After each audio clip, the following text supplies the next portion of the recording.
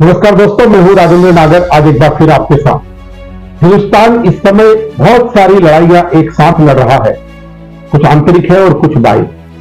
आंतरिक लड़ाइयों में एक लड़ाई है जो पिछले कई सालों से लगातार हिंदुस्तान लड़ रहा है, लेकिन पिछले 4-5 दिनों पहले वही लड़ाई एक बार फिर से सुलग उठी। मामला था बेंगलोर में भारतीय स्टेट बैंक की एक ब्रांच का, जहां पर पदस्थ बिहार की एक महिला ब्रांच मैनेजर के साथ एक कन्नड़ ग्राहक ने जमकर विवाद किया इस बात को लेकर के कि मैनेजर उससे कन्नड़ में बात करे। यद्यपि वो ब्रांच मैनेजर लगातार बोलती रही कि मैं कन्नड़ नहीं जानती, कन्नड़ में बात नहीं कर पाऊंगी, आप हिंदी बोलिए या इंग्लिश बोलिए। लेकिन वो कस्टमर हर बार ये कहता रहा कि नहीं, हिंदुस्तान बाद में है, हिंदी बाद में है, सबसे पहले कन्नड़ है, कर्नाटका है। आइए देखते हैं 20 सेकंड का ये वीडियो। कर्नाटक ಇಂಡಿಯಾ ಅಥವಾ ಈ ಕರ್ನಾಟಕದಲ್ಲಿ Kannada main first, Kannada first madam, Kannada first. ಈಗ ನೀವೇನ್ ಮಾತಾಡ್ತಾ ಇದ್ರೆ ತುಂಬಾ ಒಳ್ಳೇದು. ಮಾತಾಡೋದೇ ಇಲ್ವಾ? ಯಾಕೆ ಮಾತಾಡೋದಿಲ್ಲ? ಯಾಕೆ ಹಿಂದಿ ಮಾತಾಡ್ಬೇಕು? ಕನ್ನಡ ಮಾತಾಡ್ಬೇಕಲ್ಲ ಮೇಡಮ್, ಕನ್ನಡ ಮೇಡಮ್.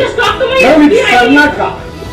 तो देखा आपने, वो महिला ब्रांच मैनेजर लगातार उनसे अनुरोध कर रही है कि सर आप हिंदी या इंग्लिश में बात कीजिए, लेकिन उसके लिए कर्नाटक का प्राथमिकता है। वो बार बार कह रहा है कि कन्नड़ मेरी प्राथमिकता है, कर्नाटक टॉप पर है, इंडिया बाद में है, आपको कन्नड़ में बात करनी होगी। और ये विवाद बहुत ज्यादा बढ़ गया।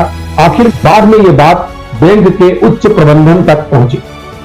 बैंक में जैसा कि आप जानते हैं कि कंप्लेंट्स के ऊपर बहुत ज्यादा गौर किया जाता है, कस्टमर सेवा के ऊपर बहुत ज्यादा ध्यान दिया जाता है। तो बैंक प्रबंधन ने उस मैनेजर पर जबरदस्ती प्रेशर डाल करके उससे माफी मंगवाई और फिर उसका ट्रांसफर कर दिया। लेकिन क्या यह भाषाई विवाद अच्छी बात है?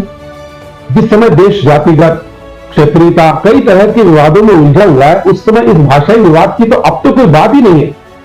आज 76-77 साल हो चुके हैं स्वतंत्रता प्राप्ति को, और उसके बाद इस तरह की बातें ठीक नहीं लगती। हालांकि तमिलनाडु, कर्नाटका और केरल, ये तीनों ही स्टेट्स हिंदी को बोलने को लेकर के विवादों के घेरे में रही है, जिसमें सबसे ज्यादा तमिलनाडु और कर्नाटक है। यहाँ के नेताओं ने समय समय पर कई तरह के प्रदर्शन, जोरदार विध्वंसक प्रदर्शन भी किए हैं। ठीक है, हम हिंदी नहीं बोलेंगे।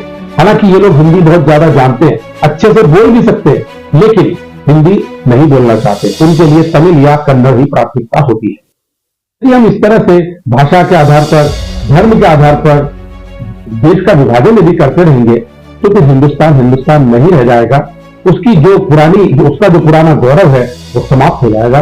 इस गौरव को बनाए रखिए, मेरा आप सभी से यही अनुरोध है, और भाषाई विवाद को कम से कम जन्म न दे।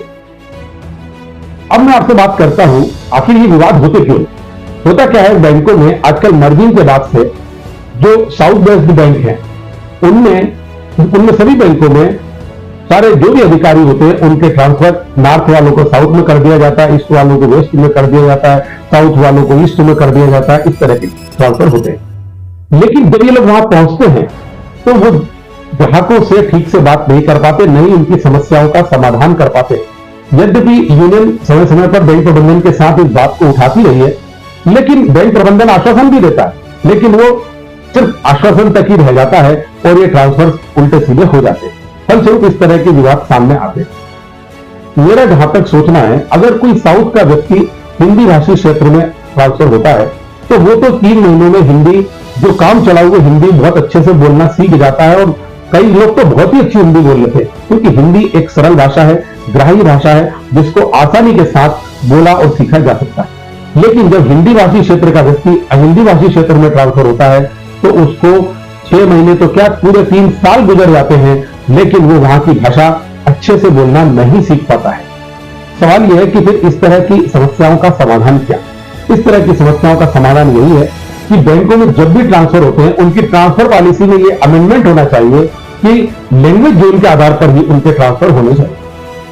बहुत ही ज्यादा जरूरी है तो आप जो टॉप मैनेजमेंट है वो भले ही आप हिंदी भाषी क्षेत्र को रख दो, लेकिन जो ऐसा स्टाफ, ऐसे अधिकारी वर्ग जो कि काउंटर पर होते हैं या जो कि पब्लिक के टच में आते हैं, वो लोग जो है लोकलाइट्स होने चाहिए, जो वहां की भाषा को अच्छे से जानते हो, ताकि जब कभी इस तरह का विवाद हो तो वो उसका समाधान निकाल सके, ग्राहकों को अपनी बात समझा सके। कोई भी ग्राहक सेवा तभी अच्छी दी जा सकती है जब आप ग्राहक से उसकी भाषा में बात करेंगे। भाषा हो, बोली हो, कुछ भी हो, ये बात हर जगह लागू होती है। इसलिए ट्रांसफर पॉलिसी में इस बात को बैंक प्रबंधन को ध्यान रखना चाहिए कि ऐसी शाखाओं में लोकलाइट स्टाफ ही होना चाहिए। तो अगर मैं सोचता हूं यही इसका एक समाधान है और आपको मेरी बात ही पसंद आई होगी। यदि आपको मेरी बात पसंद आई हो तो इस बात को आप अधिक से अधिक शेयर करें ताकि बैंक प्रबंधन तक ये बात पहुंचे। हम जब भी ट्रांसफर करें कम से कम इस दृष्टिकोण को सामने रखते हुए ट्रांसफर कीजिए।